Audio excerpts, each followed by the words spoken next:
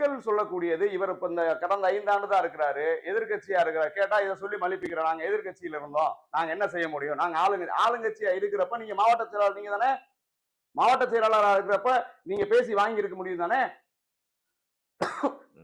இந்த திருப்பரங்குன்றம் தொகுதியை தொடர்ச்சியாக நம்ம அந்த பகுதியில தேர்தல் களம் காண போகிறோம் தெரியும். உங்க கட்சி சார்ந்து இருக்கக்கூடியவர்கள் என்ன செஞ்சிருக்காங்க, அதிமுக சார்பா வந்து அங்க என்ன செய்யப்பட்டிருக்கிறதுங்கிற சொல்ல வேண்டியதானே, பட்டியலிட வேண்டியதானே.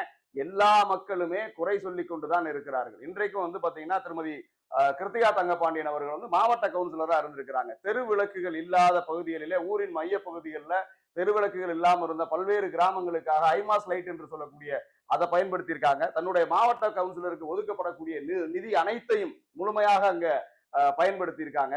இப்படி படிப்படியாக வளரக்கூடியவர். இன்றைக்கும் சொல்றேன், மதுரை அன்னை அங்கேயர்க்கரசி மீனாட்சி ஆட்சி செய்கின்றவன் இந்த மண்ணிலே ஒரு பெண் வேட்பாளரை பற்றியும் பெண்ணின் குடும்பத்தை பற்றியும் இவ்வளவு அவதூறு பேச வேண்டிய அவசியம் என்ன? ஒரே ஒரு பெண் வேட்பாளர் என்பதற்காக அவரை நேருக்கு முரணாக வந்து எதிர்த்தும் தவறான கருத்துக்களை பிரச்சாரம் செய்வது ஏற்புடையது அல்ல. தாங்கள் செய்திருக்கக்கூடிய நன்மைகளை சொல்லி ஓட்டு கேட்கலாம். நம்ம சொன்னா அவர்கள் சொல்லியிருக்க குற்றச்சாட்டு அத்தனையும் பொய் என்று சொல்றோம். இப்ப மக்கள் மன்றத்துல நீங்க எடுத்து வைக்க வேண்டியது என்ன, நீங்கள் செய்திருக்கக்கூடிய பணி என்ன, செய்ய போற பணி என்ன.